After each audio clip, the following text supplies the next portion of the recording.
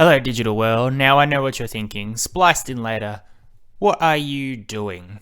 What is happening? Why is this episode a thing that exists now? What are we on? Today's the 23rd of June. You may have thought he's going to be reviewing the brand new Elvis movie that's just been released as of today, directed by Baz Luhrmann with Tom Hanks and Austin Butler. It seems like right up his alley. Everybody's talking about it. Apparently it's really good. He'll review that.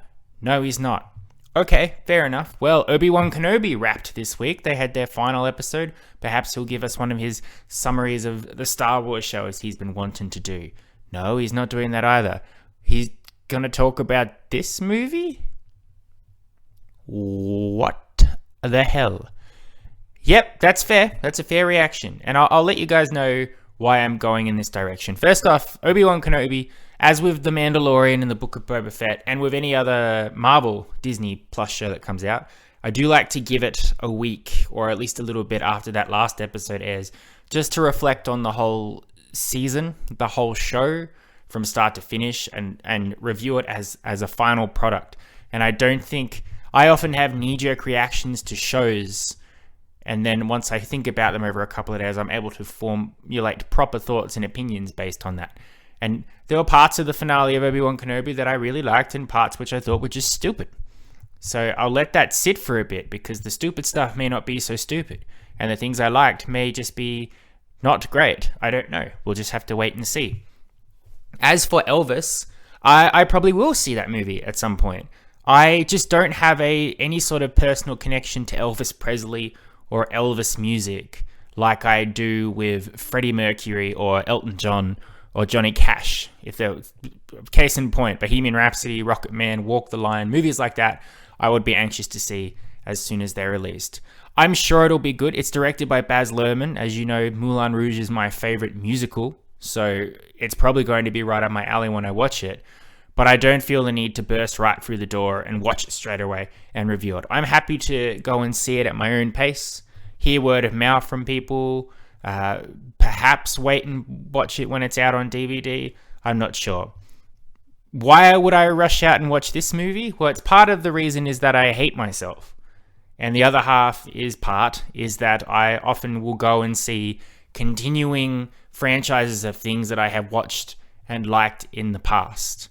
I don't know why I'm not saying what we're talking about by name, because if you're watching on YouTube or listening on Spotify, you already know that today we're reviewing Minions: The Rise of Gru, which is the sequel to Minions in 2015, which itself is a spin-off / prequel of the Despicable Me franchise. Despicable Me first aired in 2010, starring Steve Carell as voicing the heroic anti-hero Gru, which had its own two sequels, Despicable Me 2 and Despicable Me 3. I've got a soft spot for the Despicable Me movies. I think they're quite good, and I think a lot of people agree with me on that. I think it's not something that people just go, oh, it's just for kids. Specifically those Despicable Me movies. They've got some heart and soul. I mean, that first one is Gru being a supervillain, but then having to adopt 3 girls as part of a nefarious plan, and he ends up actually caring for them and they become a family of sorts. And then 2 and 3 is expanding on that with giving him a wife and a brother and all of that. But aside from all the silly hijinks and silly humor that comes with these movies, because they are for kids after all, there's still some real heart and soul, and there's some really entertaining storylines that are happening in those movies. And I think people agree on that. The thing that people don't agree on is Minions. Now, if you don't know what I'm talking about, the Minions are little yellow creatures, which in that first Despicable Me movie are seen as Gru's henchmen. He's got like 1,000 of them. They're all little and yellow, but they come in slightly different shapes and sizes. Some have 2 eyes, some have 1. Some are long, some are short, some are fat, some are thin. They all speak a strange gibberishness of sorts, and they're incredibly goofy. They're often self-aware. They break the fourth wall. They're into antics that are completely separate to what's going on. Sometimes they're helpful. Sometimes they're a hindrance. They're in all 3 Despicable Me movies to varying degrees of relevance to the story. Now, I think you either... there's 3 levels of Minion liking. You either hate them with every fiber of your being and you think they're the worst things in the world and you want to take an axe to your head every time you see them. Or you genuinely love the little fuckers. You love everything about them, their silliness, their goofiness, the stupid stuff they do makes you laugh constantly, and you'd rather see more Minions and less Gru. Or you're somewhere in the middle, which is that you tolerate them.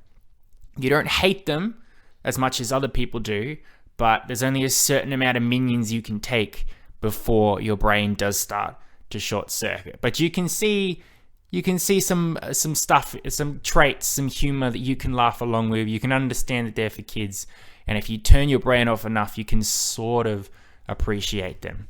I started off in the middle. I tolerated them, but I did not want to spend too much time with them. But as time has gone on and I have grown up, my types of attitude towards humor has decreased, I think. I've become a child in terms of what makes me laugh. And now I love these little fuckers because they're just so stupid and bizarre. Some of their references I get because I watch a lot of movies. I mean, in this movie alone, there were references to bloody Kill Bill, of all things. But I can now really they're stupid. And 9 times out of 10, whatever they're doing will probably make me laugh. So I really enjoyed that 2015 Minions film. And I think if you are wary of Minions, it's worth giving that first one a try, I think, because at least the people behind it, they made the smart choice of not just making it a batshit insane Minions movie where it's just nonsense going on and you can't focus or really level into what's going on. They pick out 3 Minions, Kevin, Stuart, and Bob. They look slightly different from each other. They have very different personalities, and they sent them off on their own little story. It took place before Despicable Me. They hadn't met Gru, but these little minion creatures, they want a boss. They want someone to take orders from and to dominate them, I suppose.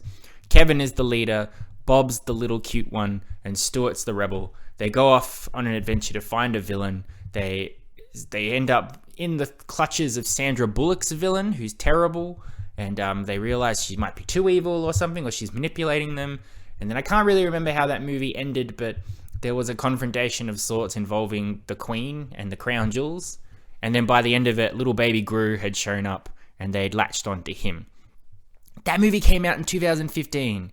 That's 7 years ago. Now we're getting a sequel to that. Minions, The Rise of Gru. A sequel to a spin-off to a sequel to a movie that came out in 2010. If you were 10 years old when Despicable Me started, you're now 22 years old. I don't know who this is targeted for, if it's for new kids who've not watched any Despicable Me stuff, or kids who've grown up with Despicable Me and have just got a love for Minions. I guess in this day and age, thanks to social media and memes and franchises and theme parks and things don't really go away. It's not like Indiana Jones was popular in the 80s and then he wasn't for a bit, and then he came back with Kingdom of the Crystal Skull, or Star Wars had its original run in the 80s, then it had its run in the early 2000s with the prequels, and then most recently with the sequels. Nowadays, things are just constantly always around. So that argument that who's this movie directed at, it's directed at whoever is bloody buying these Minion plush toys and posting those memes online, really. Doesn't really matter. This review is not going to be very artsy-fartsy or even very detailed. I have to say up front, if you go to a Minions movie, let alone a Minions sequel, and you look at it and you comb through it with a toothbrush or a finely tuned pen or whatever, and you pick it to pieces and you look at it as an art form, and whether it's an insult to films everywhere, or if this bit doesn't make sense with that bit, or you compare it to bloody Godfather or something, you're an idiot, because it's a fucking Minions movie. This movie knows exactly what it is. It's directed for children and people with low IQ humor, which is me. So I'm not going to say, oh, this movie really moved me in certain areas, but this bit, which I thought was just really lacking, because that would just be stupid. It would be a waste of my time and yours. I will say that it is definitely a Minions movie, and it will be very much a good time if you take your children to it. They will enjoy it a lot, I think. It's pushing the bar for tolerance in terms of minionness. I think the first Minions was a lot better than this one. But at the end of the day, though, it's still just a stupid Minions movie. A basic plot is that it sort of picks up directly after the first Minions. The Minions have latched onto Gru, and he wants to be a super villain when he grows up. There's a super duper villains team called the Vicious Six, who coincidentally have an opening because their leader, White Knuckles, is no longer a part of the Vicious Six. So Gru wants to join the team. He gets laughed out of the room by their new leader, Taraji P. Henson's character, who says he's a stupid kid, you can't be a villain, go away. They recently stole a jewel, though, which they're using. It's got some special power that's going to help them take over the world. So Gru steals that out of sort of an act of defiance or an act of, look at me, I can be a villain. They don't like that very much. Gru ends up being kidnapped. So our main minions, Kevin, Stuart, and Bob, go on a mission to rescue him, sort of helped by another minion who called Otto, who is sort of their sidekick, but also goes off in his own little side quest. Absolute crazy shenanigans ensue in San Francisco, of all places, involving Kung Fu and Chinese New Year and transformations and Easy Rider references, and then the movie's over. That's really it.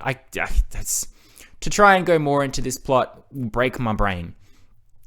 So the stuff that worked, it's a Minions movie with Gru and Frotko. All of that is on point. Steve Carell is still great as Gru. He's got that stupid, silly voice when he's talking. I don't know where Gru is from, essentially, because his mother is Julie Andrews, so he sounds English, but he just talks goofily. But he nails that younger sort of Gru, a Gru who's not hardened into being a supervillain, who's got a lot of love for people who show any sort of appreciation for him, so like the Minions specifically. He's got a fixated idolization of the Vicious Six villain members, particularly the White Knuckles character, voiced by Alan Arkin. And the Minions themselves, they are what you expect. The big bunch of Minions, they all do their stupid gags. Kevin, Stuart, and Bob are back, and I don't think they are personality-wise as much as the first one. They don't have that thing where Kevin's clearly the leader and Bob's the little cute one and Stuart's the rebel. Like, their traits are there, but it's not defined in their role. There is one team going after Gru. They have to learn some kung fu along the way, but it's not a character sort of story like the first one was, where Kevin learns to be a leader and Bob gets brave and all of that. They just have their own sort of hijinks. It's just because they're the three main minions, makes sense that they have to be the ones that the movie's about. The new minion Otto that jumps into the forefront has his own little thing. That's quite good as well. Otto's personality is very overbearing, but you feel for him because he's a big fat guy and he just wants to help, but he can't shut up and he can't get out of his own way. And he goes on some crazy Easy Rider adventures, so good for him. They made me laugh in a stupid way. I don't feel ashamed because it's your type of humor. It's what makes you laugh, then that's what makes you laugh. But there are stupid things in this movie which may not even been meant to make me laugh, and I laughed at them. There's a point in the movie where Gru says the word cabbage in his silly voice, and I laughed at that. I don't remember the context of what he said cabbage. I don't know if it was meant to be a joke. I don't know if it was in reference to something. He just said cabbage, and it sounded so stupid the way he said it that I laughed out loud at that. And there was another moment where a minion opened a Tupperware container and it made a fart noise. And I laughed at that too. That's dumb. That's so stupid. But made me giggle. It released the endorphins in my brain that said, I have found that amusing. So if that's your cup of tea, you're going to get a lot of that in this movie. The supporting characters are fairly one note because it is the Minions and Gru show. Alan Arkin's pretty cool as White Knuckles, and Taraji P. Henson is interesting in her villainous role too. But our scene stealer for this movie is a brief couple of scenes with Michelle Yeoh, who is the Chinese lady who teaches Kevin, Stuart, and Bob Kung Fu. Michelle Yeoh sounds like she's having a lot of fun. It's a great little montage showing them learning whatever skills they eventually pick up along the way, with references to Crouching Tiger, Hidden Dragon, and Kill Bill along the way. So that was a lot of fun too. The one problem that this movie has, one problem in that it's overstuffed. It doesn't know if it wants to be a Minions sequel or a Despicable Me prequel. As such, it's constantly bouncing between what Gru is doing and what the Minions are doing, and it never focuses up. 1 minute the Minions are on a road trip, then they're learning kung fu, then they're transforming into animals. On the other side, Gru is stealing a stone, but then he's kidnapped, but then he's robbing a bank, but then he's making a friend. It doesn't focus up on that end too. And on top of all that, you've got all the Vicious Six stuff. You've got the White Knuckle stuff. You've got there's a cool backdrop set piece because this movie takes place in the 70s. So credit where credit's due for the movie. They do stick to that 70s vibe and theme very much so. The music that's played, the references in the background, the way everybody talks and acts, it's very 70s and they never drift from that. So that's pretty cool. If you lived in the 70s or if you're a fan of the 70s, a lot of the stuff in here you're going to go, I remember that, I understand that reference, and I'm liking this movie as a result. But there's so much of it. It's constant. So you've got Minion stuff all over the place, which doesn't focus up. You've got Gru stuff, which doesn't focus up. You've got all the villains. You've got all the side characters. You've got the 70s vibe. And the movie's not very long. It's only like 85 minutes, so it barely clocks in at an hour and a half, including credits, I think, or ads. I was able to go to my local shops and park and watch the movie and go out, and I didn't have to pay for parking, so it's not that long. But so much happens in such a short amount of time that your brain does start to overload. It's this, and it's so much noise as well. There's a lot of screaming and yelling and music and action and this big grand set piece and this one there and that one there, and it takes a moment. Your brain starts to melt because you're just trying to A, keep track of what's going on, and B, allow yourself to not be bulldozed by, we don't have time to think about what just happened there because we've moved on to a completely different plot device. I think even kids might struggle with that just a little bit. But at the end of the day, Minions, The Rise of Gru is exactly what you expect it to be. It is what has made the Minions so popular. It is what has made the Despicable Me style of animation and humor stick around for the past 12 years. If you go to see this movie and you sit down and go, oh, I don't like the Minions, so I don't like this movie, again, you're a fool. But if you're looking for something over the summer holidays or the winter holidays here in Australia to take your kids to, and you can't get into a Lightyear session, Minions The Rise of Gru is an acceptable substitute. I might even say that Lightyear and Minions are almost level in terms of how much I liked them. I think because I was more let down by Lightyear than I was impressed by Minions 2. Anyway, Minions The Rise of Gru gets a 7 out of 10 from me. I'm glad it came out. I often say I think this is the last movie that was delayed by the COVID pandemic. But then I remember another movie. I've said that about Top Gun Maverick. I've said that about Death on the Nile. I think with this one though, I look ahead to the movies I've got currently listed to what I want to watch, and I can't see anything else that was delayed during the pandemic era. Movies are still getting delayed all the time. But I'm pretty sure this movie was supposed to come out in 2020, and then it got delayed like a full year and then a full other year because of everything that was going on. So, it's a recommendation from me if you're a fan of Despicable Me and Minions, and if you can tolerate Minions, and you can tolerate and mayhem and craziness that does not stop for 80 minutes, and you've got stupid humor appreciation like I do, you'll have a good time with it. Kids at the least, I mean, it's directed at them really. The references are for us, but the Minions and the story and the silliness, that's for the kids. And I think the kids will like it. The kids in my theater certainly seem to appreciate it. So mission accomplished there. Yeah, well, thank you very much for listening. I hope you have enjoyed my Minions, The Rise of Gru movie. Sorry I didn't review Elvis or Obi-Wan Kenobi, but you got this instead. I will be back next week to talk about Obi-Wan Kenobi. I will have let it sit with me over the weekend, and I'll let you know what my thoughts are of that whole limited series run. Until then, I love and appreciate you all as always. Thanks very much for listening, and I'll see you on the next Spliced In Later. Adios, muchachos. I'll catch you next time.